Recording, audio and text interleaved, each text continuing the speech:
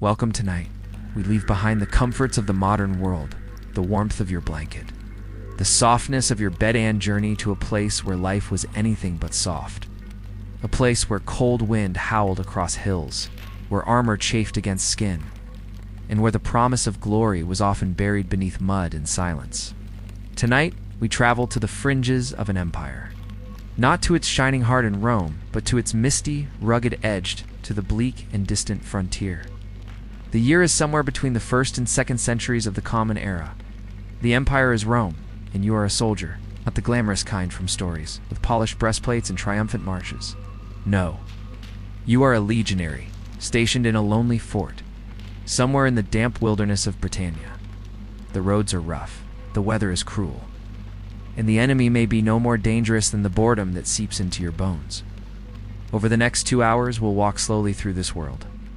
First, through the daily grind of a Roman legionary, his long marches, dull routines, and freezing nights. Then, we all step back to see the bigger picture, the construction of Hadrian's Wall, and the political decisions that shaped the frontier. After that, we'll descend metaphorically and literally into Vindolanda, a Roman fort frozen in time where scraps of leather and lost letters whisper of ancient lives. And finally, when all the mud and duty are behind us, we'll return to the heart of the empire, to Nero's golden halls, where fountains dripped with rose water and ceilings spun slowly above extravagant feasts. But for now, breathe deeply, let your muscles relax. Let the weight of the present fall away. And imagine yourself wrapped in a scratchy wool cloak, boots worn thin, standing in formation as icy wind bites at your fingers. Because this is where your night begins. Not in a palace, but on the frontier. You are awake before the sun. The sky is still dark, neither night nor day. A pale fog clings to the earth, and the chill of early morning settles deep into your joints. Your breath clouds the air as you rise from your cot. The barracks are silent except for the muffled rustle of men preparing in the dark, the faint clink of metal buckles being fastened, the soft hiss of cloth sliding over skin. Are a legionary, one of thousands stationed in the cold reaches of Britannia, a distant and stubborn land where the empire's power is tested daily by stone, storm, and silence. The bed is hard, the blanket is coarse, your back aches, but there's no time to stretch. A centurion's bark outside reminds you. Formation in 10 minutes. You quickly wrap your belt, adjust the sagging weight of your armor, and sling your gladius across your hip. The leather straps creak softly, your helmet, slightly dented from the last training exercise, goes on last. You step out into the morning, and it is wet. It's always wet. The ground is slick with mud. The wooden palisade of the fort glistens with rain that hasn't stopped in days. Your boots, stiff from yesterday's march, soak through almost immediately. A ditch nearby, meant to drain the water, is clogged. It has become a shallow pool of filth and leaves. Breakfast is a chunk of bread, tough and bland. You eat it in silence while standing in line. A few unlucky men are assigned latrine duty. Others will help rebuild a section of the road that washed out in the night. You've been stationed here for months, maybe years. Days bleed together. March, train, guard, drill. Repeat. The cold is constant. It settles in your bones, even when the fire is lit. Your cloak is always damp, and your toes rarely dry. Sometimes your fingers grow numb while holding your shield, and you worry quietly that one day they may not recover. Discipline is everything. Orders are followed without question. The punishments for disobedience are not shouted or violent. They are quiet, bureaucratic, and deeply humiliating. A missed inspection might mean a day without food. Failed drill might cost you the favor of your centurion, which is worse than a bruise. And yet the enemy is not always visible. Beyond the fort lies a dense wilderness, rolling hills, thick forests, narrow paths. The local scribes, who do not call themselves barbarians, though you might watch from afar. Sometimes they vanish into the trees. Other times they throw stones at your patrols. Rarely they attack outright. More often they test your resolve. Disappear, reappear. Let you know they are there. So you remain vigilant. Always watching, even when nothing moves. At midday, you train. Not in glorious battle, not in polished formations like those paraded in Rome. No, You train in mud. You stab straw targets with your gladius. You haul stones. You learn to build and unbuild defensive walls with wooden stakes. You dig trenches in frozen ground. Again and again. Muscles ache, hands blister, but you do not complain. No one does. The food, when it comes, is hot gruel and a bit of meat salted. Tough. Water's collected in cisterns. Beer or watered wine is rare here. Sometimes you're lucky enough to trade with passing merchants. A dried fig, a copper trinket, a sliver of soap. At night, you return to your bunk. The barracks are warm with shared breath and firelight. Boots dry near the hearth. A few men carve dice from bone. Others write letters carefully and practice Latin to wives or mothers who may never write back. The ink runs, the parchment curls. But it's something. You stare at the ceiling, listen to the soft murmur of your comrades, the rustle of straw, the distant sound of a guard's footsteps on wet wood. You wonder if Rome remembers you. You wonder if the pay will come this month. You wonder how many more winters you can take. And yet, the rhythm of life continues. A long march tomorrow. A new recruit arriving next week. A patrol to the northern hills where strange lights have been seen. You close your eyes. It's not because you are at peace, but because you are exhausted. Your body aches. Your mind drifts. Your dreams are brief. And the frontier endures. The cold air still clings to your cloak, but the scene has shifted. Now we rise above the daily grind of one soldier and look outward across hills and moors, where empire and wilderness meet. We trace the long stone spine that divides two worlds, Hadrian's Wall, the northernmost boundary of Roman Britain and one of the most ambitious defensive projects in Roman history. But before it was stone, it was vision. Let us step back in time to meet the man behind the wall. The philosopher Emperor Hadrian was not like other emperors. He didn't crave endless expansion. He didn't hunger for glory in distant wars. Hadrian was careful, methodical. A man who read books, who sketched architecture in the margins of scrolls, who walked through provinces not in chariots but on foot alongside his men. When he inherited the empire in 117 CE, Rome was vast, too vast. It stretched from the red deserts of Africa to the wind-swept cliffs of Britain. And in the north, trouble was brewing. Britannia had never been easy to hold. Local tribes, fierce, proud, and stubborn, refused to be tamed. Rome had pushed farther and farther into their lands, but each fort, each road, each tax collector became a spark for rebellion. So Hadrian did what few emperors had the courage to do. He drew a line. Drawing the line. Hadrian's Wall was not just a military barrier. It was a statement of physical declaration of where Roman power ended. It stretched nearly 80 miles across the width of the island, from coast to coast. Every Roman mile, a mile Casola small fortlet. Every few miles, a larger fort, garrisoned with hundreds of soldiers, built largely by the very soldiers who would man it. The wall rose stone by stone through freezing rains, over rocky slopes and across the soft, unstable soil of Britain's hills. It took around 6 years to complete. The result? A fortification like no other. On one side, Roman law, Roman roads, Roman order. On the other, the unknown, unconquered lands. People who would not kneel, life on the wall. Once finished, the wall became its own world. Soldiers rotated between stations. They watched from stone towers. They patrolled the paths between forts. Trade continued across the border, monitored, taxed, controlled. Travelers passed through guarded gates with papers and permissions. Roman Britain was not sealed off, but curated. The wall didn't just keep enemies out. It kept Rome in. Along its length, small civilian settlements bloomed traders, blacksmiths, families. Some locals assimilated, opting Roman dress, Roman names, Roman gods. Others maintained their distance, watching from the wilds beyond. There were moments of peace, moments of rebellion. In 180 CE, just decades after Hadrian's death, the wall was tested. Tribes from beyond breached the line. Roman forts were sacked. Fires burned. The empire retaliated brutally. Yet the message was clear. The wall was not invincible, but it endured. Stone was replaced when broken. Garrison numbers fluctuated. Repairs were constant. But Hadrian's Vishuna, clear border defended not by hope, but by brick and discipline remained. The symbol. Hadrian's Wall was more than just stone and mortar. became a symbol of restraint, of discipline, of the strange peace that comes when empire stops reaching. Here, at the edge of the world, Rome did not conquer. It held, it watched. And even centuries after the empire faded, the wall stood quiet, weathered, marking the limit of something once thought eternal. Even now, in the silence of your imagination, you can walk its length.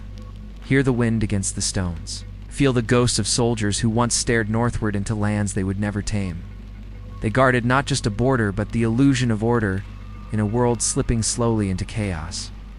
When you're ready, we'll go even deeper. Not into battlefields or into politics, but into the dirt itself. Where Roman letters were hidden under floorboards, where shoes lay buried beside half-eaten grain, where the cold, muddy truth of frontier life was preserved not in legend, but in leather and ink. Next stop, Vindolanda. The wind softens. The voices fade. Time stretches and stills. Now we descend not into the halls of emperors or the minds of generals, but into the soil itself. Into the quiet, dark layers where ancient footprints linger, and where the ordinary moments of a forgotten life are pressed into clay. Tonight, we visit Vindolanda. Not a legend, not a myth, but a place as real as the stone beneath your feet. A Roman fort and settlement just south of Hadrian's Wall, and perhaps the most astonishing archaeological site in all of Roman Britain. Why? Because at Vindolanda, life didn't vanish. It settled into the Medan stayed, the mud that preserved history. Most Roman ruins survive in broken stone and faded mosaics. But Vindolanda gave us something rare, the intimate, the small, the fragile. Because of the oxygen-deprived, waterlogged soil at this site, artifacts that would normally rot away there. Wood, fabric, and even ink were preserved. Imagine, 2,000 years later, we can still read Roman handwriting on delicate wooden postcards. We can still lace up Roman sandals. We can still see the impressions left by children's feet, pressed into clay as they played outside their barracks. This was not a monument. It was a home. The Vindolanda tablets. Among the most extraordinary discoveries were the Vindolanda tablets, thin slices of wood, written in ink, many no larger than a postcard. Found stacked in garbage pits and storage rooms, these documents are not grand proclamations. They are letters. One woman invites her sister to a birthday party. A commander writes to request more beer. A soldier complains about the weather. Lists of socks and sandals. Duty rosters. Personal grudges. Tiny moments preserved forever. Through these words, the Roman frontier stops being a concept. It becomes human. You see a man worried about sending his wife enough coin, a young soldier begging for leave, a wife longing for news. You feel their breath on the parchment, their quiet lives, unfolding one sentence at a time. The shoes, the socks, the small things Vindolanda gave us more than words. Over 5,000 leather shoes have been discovered. They're more than at any other Roman site in the world. Children's shoes, tiny and worn, sturdy military boots, reinforced for long marches, decorative sandals with cut patterns. Some were mended with care, sewn by hand. Others were discarded, torn beyond use. We also found combs, board games, bits of fabric still holding their weave, bone hairpins, dice carved with perfect edges. This was a world not of generals and glory, but of daily repetition, of minor comfort, of moments held together with string and willpower. Life behind the wall of Vindolanda was more than a fort. It was a community. Wives and children lived here alongside soldiers, slaves and merchants, scribes and craftsmen. In later years, entire families called the fort home, tending gardens, baking bread, cleaning gear, writing letters. While the army drilled outside the gates, life continued inside. Children played in the mud, meals were cooked, blankets were repaired. And when the fort was abandoned, whether due to orders or threat, many items were simply left behind, buried, forgotten, until now. A time capsule of the frontier Vindolanda is not the only Roman fort in Britain, but it is the one that speaks the clearest. It's not in marble or bronze, but in scribbled ink and muddy shoes. It reminds us that the Roman frontier was not a wall. It was a world complicated, cold, and real. You do not need imagination to picture it. You only need to close your eyes and let the dirt tell its story. A sandal near the hearth, love letter buried beneath the floor, a grocery list tossed in a ditch.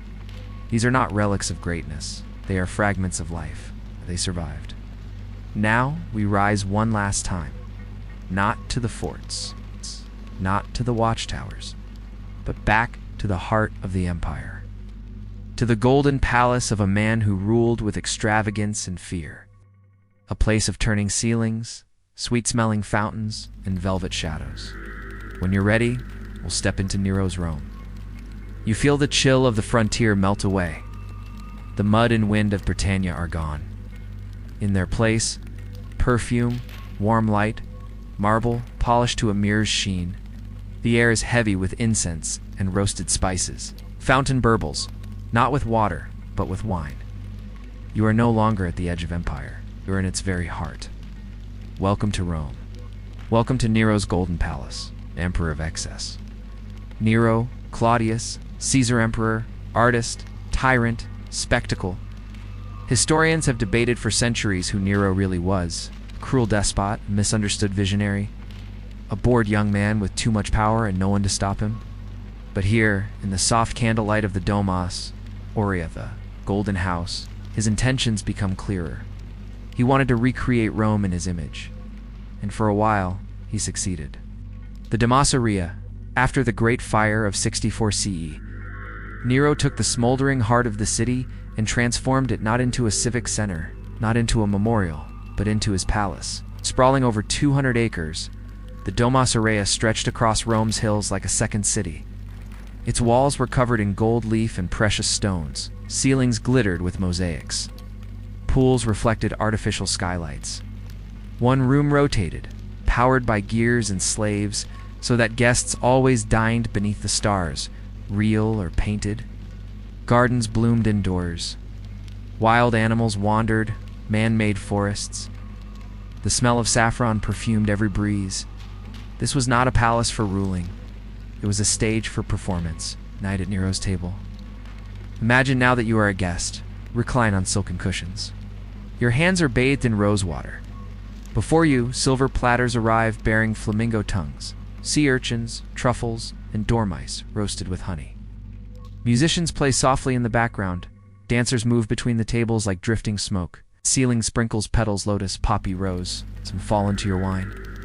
Nero himself may enter barefoot, plucking a lyre.